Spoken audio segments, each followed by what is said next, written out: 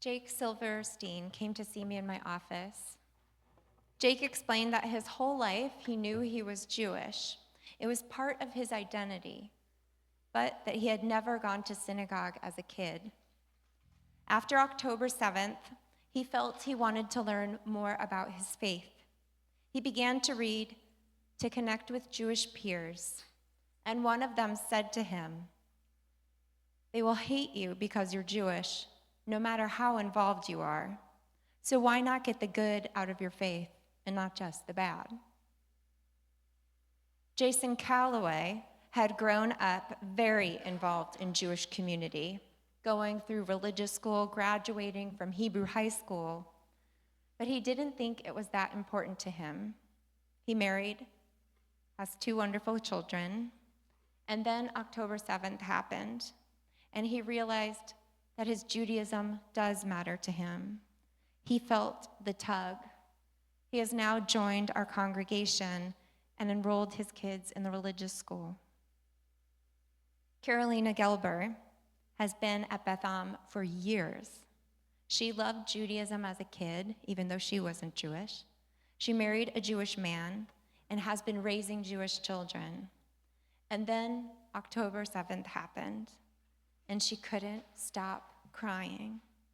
She realized it was not just because of the inhumanity of what had happened, but that it's because it happened to her people, that she really was Jewish.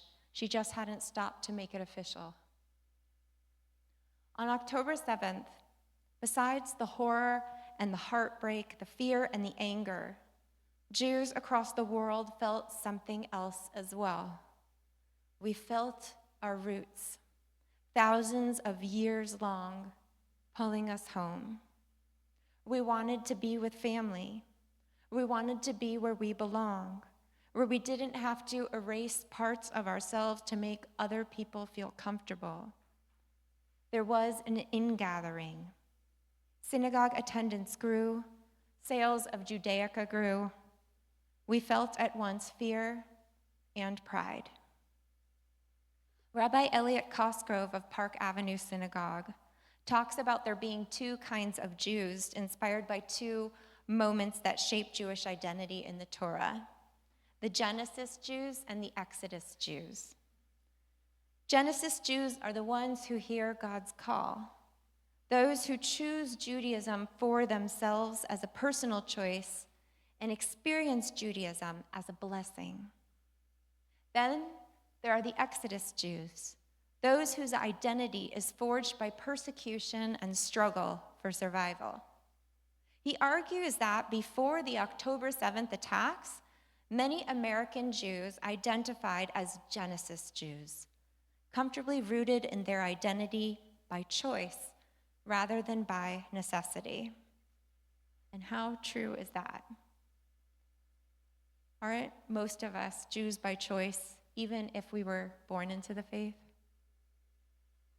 But the brutal events of October 7th have catalyzed a shift, compelling American Jews to adopt a more defensive posture, reminiscent of the Exodus narrative, where survival against external hostility becomes the predominant way that we define our Judaism. This shift signifies a move from an identity grounded in divine blessing and cultural belonging to one shaped by external threats and the need for self-defense. The morning of October 7th, we had Simchat Torah services actually in this room. Very few people were in attendance. No one had to park 20-minute walk away through the rain to get here. Most had not yet learned the news, and it was a choice, and most opted not to come. But at our vigil on October 8th, hundreds of us came together. People were standing in the aisles, chairs being brought into the sanctuary because we all needed to be together. This is a pattern for Jews throughout history. We have always adopted the ways of the cultures that surround us. We have always wanted to fit in. Whether it's our ancestors asking Aaron to build the golden calf so we could have a God that we can see just like everybody else, or 200 years later, our people asking Shmuel to appoint a king so we can have a king just like everybody else, or more recently, during the Enlightenment movement, where European Jews shaved their beards, put on popular garb, and said we would now be Jews in the home and men in the street. Of course, implying that being a Jew and a man are not the same thing. Deuteronomy tells us we are a nation apart, a holy nation. Again, that word holy meaning different and separate.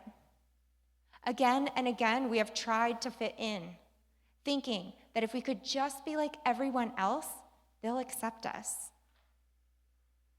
Only a few weeks after October 7th, I was studying Daf Yomi, which is a page of Talmud that you read every day.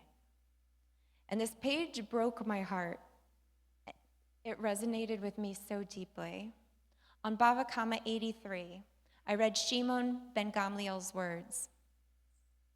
There were 1,000 children in the household of my father. 500 of them studied Torah, and 500 studied Greek wisdom. All of them were killed by the Romans. And the only ones that remain are me, who is here, and the son of my father's brother, who is in Asia Minor. Rabbi Shimon ben Gamliel lived through the destruction of Jerusalem in 70 CE and describes the young children, students of Torah and of Greek wisdom alike, who were killed by the Romans. His point being that the Romans did not distinguish between the soldiers and the students, the young and the old, nor those who received a Hellenized education, meaning they were fully secular, and those who were fully dedicated to Jewish study and lifestyle. The Romans killed everyone. A Jew was a Jew. And I studied this part of Jewish history. We were not just Hellenized. Men were participating in the Roman gymnasium, a place where men wrestled naked. The Jews, not wanting to stand out, found ways to reverse their circumcision. That is the extent our predecessors went to in order to be accepted. And they weren't. But it wasn't just then. Jews were part of the upper echelons in France when the Dreyfus affair happened. Dreyfus was only tangentially Jewish. He was an officer in the army. He said he was a Frenchman first. But once he was accused of betraying the state, even though it was proved false, the French were chanting in the streets, not death to the traitor, not death to Dreyfus, but death to the Jews. Jews were professors, lawyers, scientists, well respected throughout the world. They were wealthy and powerful in Germany right up until the Nazi Party rose to power. And still, even with that hate, so many of our people were in denial. They thought this could not be happening to them, not in enlightened Germany. So many wore their finest clothes, some even buying first-class tickets to ride to their resettlement, only to die in the gas chambers. In every age, they rise against us. It's been true since Egypt. Joseph was second only to Pharaoh. Our people were given fertile land and special standing, only a generation later to be enslaved and vilified. We had dhimmi status under the Islamic rule. We were doctors, intellectuals, poets. We held privileged status until we didn't. Throughout history, the Jewish story anywhere we were under foreign rule is working hard, rising through the ranks of society, the whole time erasing and sacrificing aspects of our differentness, our separateness, in order to be accepted, only to have those from whom we fought so hard to gain approval turn on us. Expulsions, pogroms, book burnings. But there is another pattern in Jewish history as well. When the first temple was destroyed and we were exiled, we didn't walk away from our faith, even though so much of our way of life revolved around living in the land of Israel. Even though our worship was centered around temple sacrifice. In the history of the world, most communities that are conquered or colonized had adopted the religion of their conquerors. Instead, we brought forth prophets. We redefined what it meant to serve God.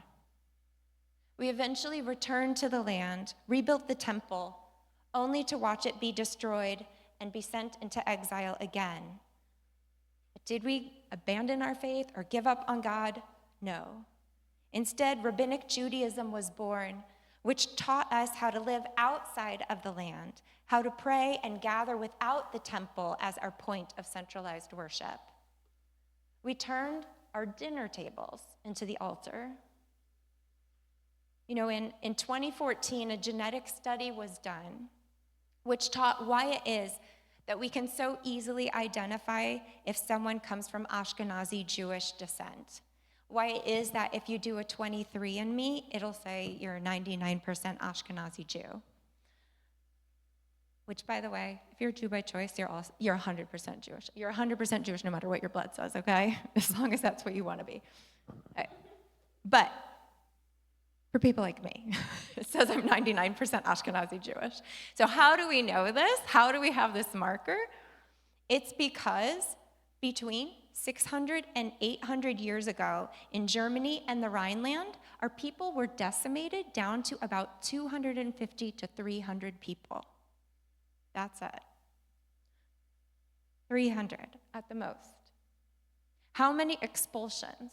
How many pogroms?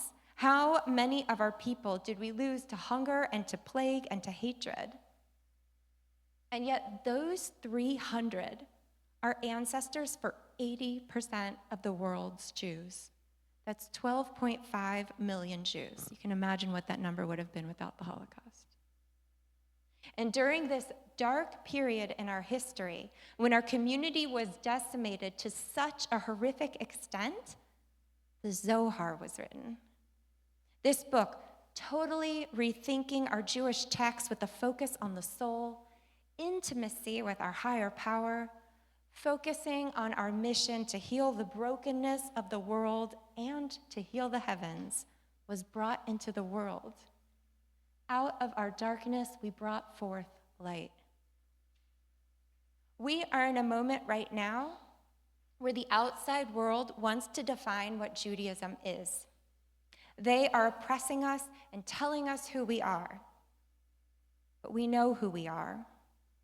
We are a people who fight idolatry, who worship an invisible God whose name is truth, who asks us to love bigger, who has chosen us from all the nations of the world to be an or legoyim, a light for the nations.